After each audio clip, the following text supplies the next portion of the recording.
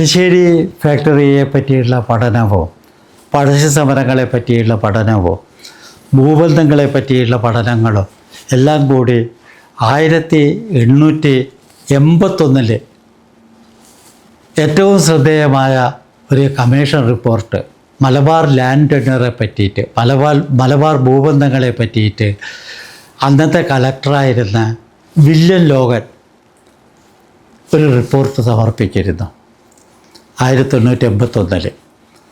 ആ വില്യം ലോഗനെ പറ്റിയിട്ട് മലബാർ മാനുവൽ എന്ന് പറയുന്ന ഒരു ചരിത്ര ഗ്രന്ഥം എഴുതിയത് വില്യം ലോഗനായിരുന്നു. അപ്പോൾ ഈ കലക്ടറെ പറ്റിയിട്ട് എനിക്ക് വളരെ താല്പര്യം ഉണ്ടാക്കുന്ന വേറൊരു കാരണം ഈ റയറ്റ് വാലിയിലെ റയറ്റ് സാമൂതിരിയും കവളപ്പാറയും സാധാരണ കൃഷിക്കാരല്ല എന്നും മറ്റുമുള്ള അദ്ദേഹത്തിൻ്റെ വിമർശനം എനിക്ക് വളരെ ശ്രദ്ധേയമായി തോന്നുകയോ ലോഗനെ പറ്റി കൂടുതൽ പഠിക്കണം എന്നൊരാഗ്രഹം ഉണ്ടാവുകയോ അപ്പോൾ ഇന്ത്യയിൽ കിട്ടാവുന്ന രേഖകളെല്ലാം പരിശോധിച്ച് ക്രമത്തിൽ എനിക്ക് ലണ്ടനിൽ ഒരു ഫെലോഷിപ്പ് കിട്ടിയപ്പോൾ ലോഗൻ്റെ കുടുംബത്തിൽ പോകാൻ കഴിയുകയോ അവിടെ കുടുംബങ്ങളുമായിട്ട് ബന്ധം സ്ഥാപിക്കുവാനെല്ലാം കഴിഞ്ഞു. ലോഗൻ്റെ മകളുടെ മകൻ ഒരു മേജറായിരുന്ന ഹോവൽസ് എന്ന് പറയുന്ന ലോഗൻ ഹോവൽസ് എന്ന് പറയുന്ന മകൻ്റെ ആയിരുന്നു ആ വീട്ടിൽ. രാത്രി എന്നെ തേംസ് നദിയെല്ലാം കാണാൻ സഹായിച്ചത് അദ്ദേഹമായിരുന്നു. ഈ ലോഗൻ്റെ മകളുടെ പേരിൽ മകൾ ജനിച്ചത് ആനി ജനിച്ചത് തലശ്ശേരിയിലാണ്. അപ്പോൾ തലശ്ശേരിയിൽ ഇന്നും നിങ്ങൾക്കൊരു ലോഗൻസ് റോഡ് കാണാം. എല്ലാ റോഡുകളുടെയും പേര് മാറ്റിയപ്പോഴും ലോഗൻസ് റോഡിൻ്റെ അവിടെ തന്നെ നിൽക്കുന്നത്. അതായത് കേരളത്തിൻ്റെ ആധുനികവൽക്കരണത്തിന് ഏറ്റവും വലിയ സംഭാവന ചെയ്ത ഒരു കലക്ടർ വാസ്തവത്തിൽ വില്യം ലോഗനായിരുന്നു. അപ്പോൾ ഇദ്ദേഹത്തിന് സ്വാധീനിച്ച ആശയം എന്താണ്? മലബാർ കലാപത്തിലെ വർഗീയതയല്ല, മതവികാരമല്ല, കാർഷിക ബന്ധങ്ങളിലെ കൊളോണിയലിസം വരുത്തിയ മാറ്റങ്ങളാണ് എന്ന് അദ്ദേഹത്തിൻ്റെ കമ്മീഷൻ റിപ്പോർട്ടിൽ അദ്ദേഹം ചൂണ്ടിക്കാണിക്കുകയുണ്ടായി. അപ്പോൾ ഇതിൻ്റെ എല്ലാം ആശയ പശ്ചാത്തലം എന്താണ്?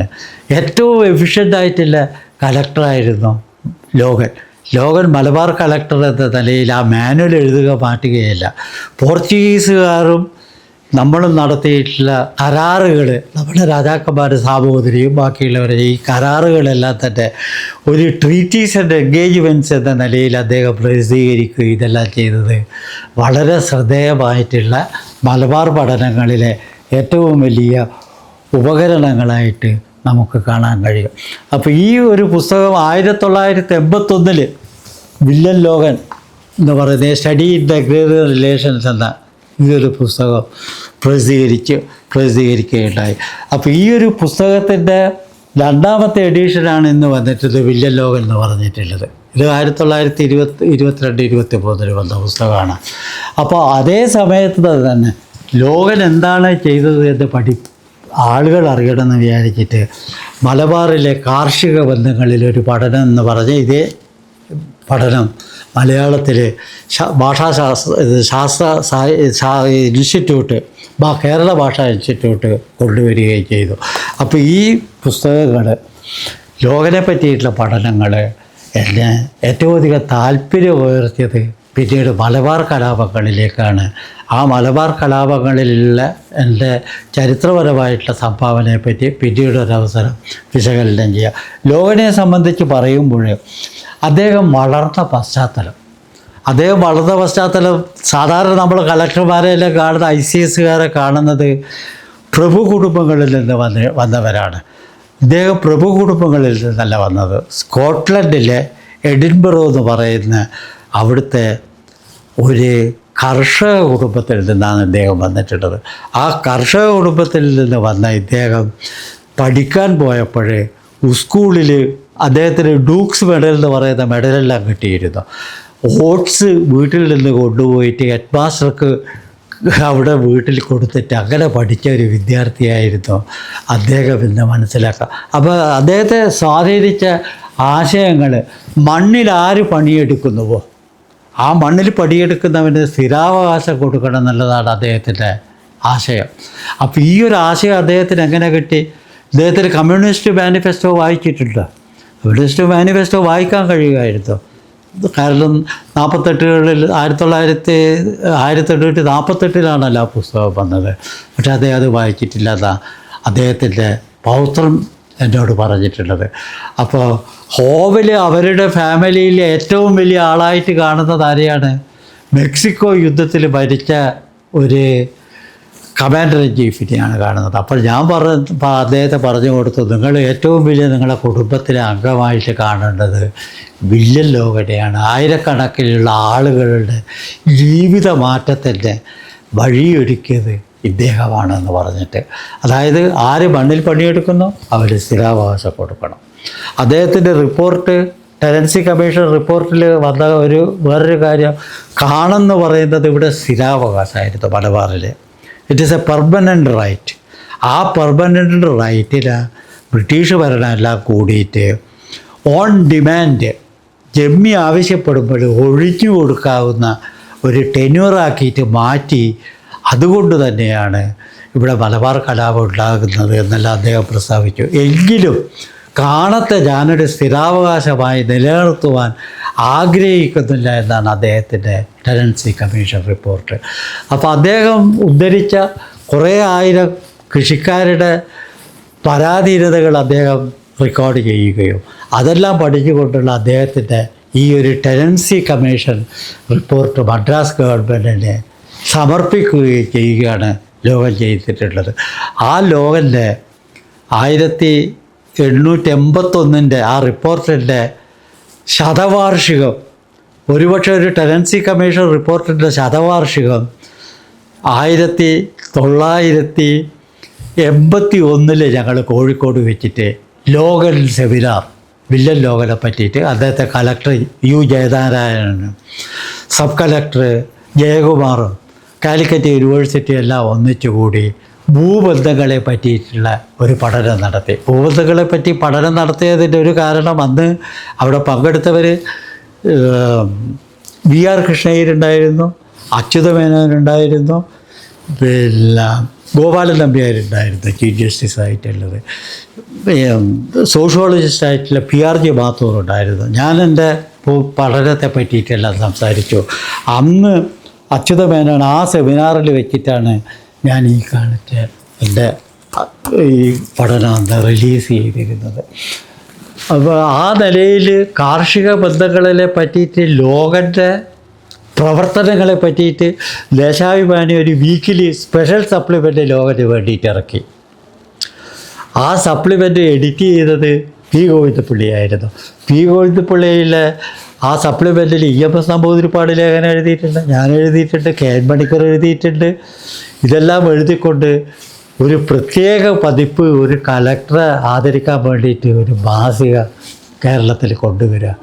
ഇതെല്ലാം തന്നെ ഭൂപരിഷ്കരണവുമായിട്ട് ബന്ധപ്പെട്ടുകൊണ്ടുള്ള ഇദ്ദേഹത്തിൻ്റെ ആശയത്തിൻ്റെ പ്രാധാന്യത്തെ കാണിക്കുകയാണ് ചെയ്യുന്നത്. അപ്പോൾ ഇതേ ലോകനെ പറ്റിയിട്ട് തന്നെ 1914 ഇദ്ദേഹം കൊടുത്ത മലബാർ കമ്മീഷനെ പറ്റി, മലബാർ സമരങ്ങൾ, മാപ്പിള സമരങ്ങളെ പറ്റിയിട്ടുള്ള റിപ്പോർട്ട് ഗവർണർക്ക് സ്വീകാര്യമായിരുന്നില്ല. ഗവർണർക്ക് സ്വീകാര്യമാകാത്തത് കൊണ്ട് ഇയാളോട് ആ റിപ്പോർട്ട് മടക്കിയെടുക്കാൻ പറയുകയാണ്. അദ്ദേഹം മടക്കിയെടുക്കാതെ അദ്ദേഹത്തെ ആ കാരണത്താൽ ഗവർണർ ചിറ്റൂരിലേക്കുള്ള സെഷൻസ് കോടതിയുടെ ജഡ്ജിയായിട്ട് നിയമിക്കുകയാണ് ചെയ്യുന്നത്. അതൊരു പനിഷ്മെൻറ്റ് ട്രാൻസ്ഫറാണ് എന്നാണ് ICS ഓഫീസേഴ്സ് പറയുന്നത്. കാരണം senior ICS officer, board of റവന്യൂവിൻ്റെ മെമ്പർ, അദ്ദേഹം പിന്നെ ഒരു ഡിസ്ട്രിക്ട് ജഡ്ജിയായിട്ട് പോകുക എന്ന് പറഞ്ഞാൽ സ്റ്റാറ്റസ് ഒന്നാണ്, പക്ഷേ അതൊരു പനിഷ്മെൻ്റാണ് എന്നാണ് ICS ഓഫീസേഴ്സ് പറയുന്നത്. അപ്പോൾ 1888 ഇയാൾ അവിടെ പോയപ്പോഴും ലണ്ടനിൽ ഇവിടെയുള്ള ബേഗയിൽ കുഞ്ഞിരാമൻ നായർ മകൻ AC മാധവൻ നായർ, പിന്നീട് അദ്ദേഹം എഡ്യൂക്കേഷൻ്റെ ഡയറക്ടറെല്ലാമായിട്ട് മാറിയിരുന്ന അയാളവിടെ ലണ്ടനിൽ പഠിക്കുന്ന സമയത്ത്, പിന്നെ എഡിൻബറോയിൽ പഠിക്കുന്ന സമയത്ത് ഇയാളെ വീട്ടിലേക്കെല്ലാം വിളിച്ചു കൊണ്ടുപോവുകയോ, അങ്ങനെ ഇന്ത്യക്കാരോട് പ്രത്യേകം ഇവിടുന്ന് ഒരു വേലക്കാരി സ്ത്രീയെ പോലും അവർ ലണ്ടനിലേക്ക് കൊണ്ടുപോയിട്ടുണ്ട് എന്നാണ് പറയുന്നത്. അപ്പോൾ ഈ നിലയിൽ കേരളവുമായിട്ട് അഭേദ്യമായിട്ട് ബന്ധപ്പെടുന്ന ഒരാൾ. ഇന്ന് അദ്ദേഹത്തെ പറ്റിയിട്ട് ഒരു നോവൽ ഇറക്കിയിട്ടുണ്ട്. മാവേലി മന്ത്രം എന്നുള്ള എഴുതിയിട്ടുള്ള അദ്ദേഹം KG ജോസഫ്, അദ്ദേഹം KG ജോസഫോ തോമസ്, എനിക്ക് പേര് ഓർമ്മ കിട്ടുന്നത്. അദ്ദേഹം എഴുതിയ നോവൽ തരക്കേടില്ല, അന്നത്തെ കാലഘട്ടത്തെ പറ്റിയിട്ട് പ്രതിപാദിക്കുന്ന ഒരു നോവലാണ്. ഇദ്ദേഹം തന്നെ ഒരു സ്പെഷ്യൽ കമ്മീഷണറായിട്ട് പിന്നീട് നിയമിക്കപ്പെട്ടു റിട്ടയർ ചെയ്യുന്നതിന് മുമ്പ്. ആ സമയത്താണ് ഈ സൈലൻറ്റ് വാലിയെ പറ്റിയിട്ടുള്ള, ഇന്ന് കാണുന്ന സൈലൻറ്റ് വാലി അദ്ദേഹം ജന്മിമാർക്കെതിരായി കേസ് നടത്താനുള്ള ഉദ്യോഗസ്ഥരായിരുന്നു. മണ്ണാർക്കാട് ബോപ്പിൽ നായർ, നിലമ്പൂർ കോവിലക രാജാക്കന്മാർ, ഇവരെല്ലാം തന്നെ സൈലൻറ്റ് വാലി പിടിച്ചടക്കുവാൻ വേണ്ടിയിട്ടുള്ള ശ്രമത്തിലായിരുന്നപ്പോൾ അതിനെ മുഴുവൻ ചെറുത്ത് തോൽപ്പിച്ചത് ലോകലാണ് എന്നതിനോട് നമ്മൾ കടപ്പാട്. ഇന്ന് നമ്മുടെ നാച്ചുറൽ ഒരു ഇതായിട്ടുള്ള പ്രൊട്ടക്റ്റഡ് ഏരിയയാണ്, വാലിയാണ് സൈലൻറ്റ് വാലി. അതിൻ്റെ സസ്യജാലങ്ങളെയെല്ലാം കൊണ്ട് ഇന്ദിരാഗാന്ധിയാണ് അത് ഉദ്ഘാടനം ചെയ്തിട്ടുള്ളത്. അപ്പോൾ ആ നിലയിലേക്കെല്ലാം വളർന്നു വരാൻ കേരള സംസ്ഥാനത്തിന് കഴിഞ്ഞത്, ഞങ്ങൾ ചരിത്ര കോൺഗ്രസ്, ഹിസ്റ്ററി കോൺഗ്രസ് കോഴിക്കോട് വെച്ച് നടത്തുമ്പോൾ അവിടുത്തെ അതിലെ ആധുനിക സെഷൻ ലോഗൻ ഹാൾ എന്ന് പറയുന്ന അതിലാണ് നടത്തിയിരുന്നത്. അപ്പോൾ ഈ ഒരു പ്രവർത്തനങ്ങളെല്ലാം കാണുമ്പോൾ തലശ്ശേരിയിൽ അദ്ദേഹത്തിന് പേരിൽ റോഡുണ്ട്, സെമിനാറുകൾ നടത്തപ്പെട്ടു, ലോകനെ ആദരിക്കപ്പെടുന്നു. ഇതെല്ലാം ചെയ്യുമ്പോൾ മലബാറിൻ്റെ ആധുനികവൽക്കരണത്തിൽ, അതായത് മരുമക്കത്തായ പോകണം, മരുമക്കത്തായ പോയിട്ടില്ലെങ്കിൽ നായന്മാർക്ക് മോചനമില്ല എന്ന് കണ്ടെത്തിയ കലക്ടറാണ് ലോഗൻ. പിന്നീട് നമുക്കറിയാം അദ്ദേഹത്തിൻ്റെ റിപ്പോർട്ടുകളെല്ലാം കഴിഞ്ഞിട്ട് അദ്ദേഹത്തിൻ്റെ ആശയങ്ങൾ സ്വീകരിക്കാൻ ബ്രിട്ടീഷ് ഗവൺമെൻറ് തയ്യാറായിരുന്നില്ല. അദ്ദേഹത്തിന് തന്നെ മാറ്റിക്കൊണ്ടാണ് ആദ്യത്തെ ലാൻഡ് സംബന്ധിച്ച നിയമം 1887 മറ്റോ മദ്രാസ് ഗവൺമെൻറ് പാസ്സാക്കിയത്. ആ നിയമത്തിൽ അദ്ദേഹത്തിൻ്റെ ആശയങ്ങളെ പൂർണ്ണമായും ഉൾക്കൊള്ളിച്ചിട്ടില്ല. പക്ഷേ എങ്കിലും നമ്മൾ ഇന്നും ഓർമ്മിക്കുന്ന ഒരു കലക്ടർ, വിദ്യാഭ്യാസം കിട്ടിയ ഏതൊരു വ്യക്തിക്കും കേരളത്തെ വില്ലൻ ലോകനെ പറ്റി ഓർമ്മിക്കാതെ മുന്നോട്ട് പോകുവാൻ കഴിയുകയില്ല എന്ന് ഞാൻ പറയുകയാണ്. അദ്ദേഹമാണ് കേരളത്തിൽ പ്ലാന്റേഷൻസ് കൊണ്ടുവരണം, ആ പ്ലാന്റേഷൻസിൽ കാപ്പി കൊണ്ടുവരണം, എഗ്രികൾച്ചർ തോട്ടകൃഷിക്ക് വേണ്ടിയിട്ടുള്ള കേന്ദ്രങ്ങൾ വേണം. ഇതെല്ലാം പറയുമ്പോൾ അദ്ദേഹം തിരുവിതാംകൂറിലെ റെസിഡൻ്റായിട്ട് പ്രവർത്തിച്ചിരുന്നു. ആ റെസിഡൻ്റായിട്ട് പ്രവർത്തിക്കുമ്പോഴാണ് നാഗപട്ടണം ത്രിവേന്ദ്രം റെയിൽവേക്ക് വേണ്ടിയിട്ടുള്ള സർവേ എല്ലാം ചെയ്തിട്ടുള്ളത്. അപ്പോൾ കേരളത്തെ സംബന്ധിച്ചിട്ട് ഏറ്റവും അധികം ഓർമ്മിക്കേണ്ട ഒരു യൂറോപ്യൻ്റെ പേര് ലോഗനാണ്. അതുകൊണ്ട് തന്നെയാണ് ഈ പുസ്തകങ്ങൾ ഞാൻ എഴുതിയതും പ്രചരിപ്പിച്ചതും. എൻ്റെ പുസ്തകം പ്രധാനമായിട്ടും കേന്ദ്രീകരിച്ചിരിക്കുന്നത് ഈ തറവാടുകളാണ്. സാമന്തന്മാർക്ക് ശേഷവും എല്ലാം തന്നെ ഭൂമിയുടെ കുത്തകാവകാശം നിയന്ത്രിച്ചിരുന്നത് തറവാടുകളായിരുന്നു. അപ്പോൾ തറവാടുകളുടെ ഭൂനിയന്ത്രണത്തിൽ എങ്ങനെ കാർഷിക സംഘർഷങ്ങൾ ഉണ്ടാകുന്നു നമുക്കറിയാം. 1836 ശേഷം 1836 ശേഷം 1853 വരെ തെക്കേ മലബാറിൽ ധാരാളം മാപ്പിള ഔട്ട്ബ്രേക്സ്, പൊട്ടിത്തെറികൾ ഉണ്ടാകുന്നു. അതെല്ലാം അതിൽ പറയുന്നു. അപ്പോൾ ഈ ഗ്രാമീണ ദാരിദ്ര്യം എങ്ങനെ മലബാറിൽ ഗ്രാമീണ ദാരിദ്ര്യം നിലനിരുന്നു, അപ്പോൾ മലബാറിലെ കുടിയായ്മകൾ എന്താണ്, ഒരു ഭൂമിയെ സംബന്ധിച്ച് ജന്മി മുതൽ 12 അവകാശികൾ വരെ ലോകം ചൂണ്ടിക്കാണിക്കുന്ന നട്ടൊറ്റി, മറ്റേത് ചാർത്ത്, മേൽച്ചാർത്ത്, കാണം, ഇങ്ങനെയുള്ള പല പല അവകാശങ്ങളും. അപ്പോൾ കുടിയായ്മകളൊരു പഠനം ലോകൻ്റെ ശുപാർശ എന്തായിരുന്നു, എന്തു വരണം എന്നാണ് അദ്ദേഹം പറഞ്ഞിരുന്നത്. പിന്നെ ആ റിപ്പോർട്ട് ഗവൺമെൻറ് വിദഗ്ധന്മാർക്കും മലബാറിലെ പഴയ കളക്ടർമാർക്കും ബോർഡ് ഓഫ് റവന്യൂവിനെല്ലാം അയച്ചു കൊടുത്തിട്ടുള്ള അവരുടെ ശുപാർശകൾ, ഇതെല്ലാം ആ കുടിയായ്മകളിൽ താല്പര്യം, വർഗ താല്പര്യങ്ങൾ, കുടിയാന്മാരുടെ സ്ഥിരാവകാശം കിട്ടണമെന്ന് പറയുമ്പോൾ സ്ഥിരാവകാശം കൊടുക്കാൻ പാടില്ല എന്ന് പറയുന്ന ജമ്മിമാർ, മേൽച്ചാർത്ത് വേണമെന്ന് ജമ്മിമാർ പറയുമ്പോൾ മേൽച്ചാർത്ത് പാടില്ല എന്ന് പറയുന്ന കുടിയാന്മാർ, ആ വർഗ സംഘർഷത്തിൻ്റെ പഠനവും ഞാൻ കാണിച്ചിട്ടുണ്ട്. അങ്ങനെ ലോകൻ്റെ ഹാള് ഇതെല്ലാം വന്നതുപോലെ ഇദ്ദേഹത്തിൻ്റെ മലബാറുമായിട്ടുള്ള ബന്ധങ്ങൾ ഇതെല്ലാം തന്നെ ഓർമ്മിക്കേണ്ടതാണ്.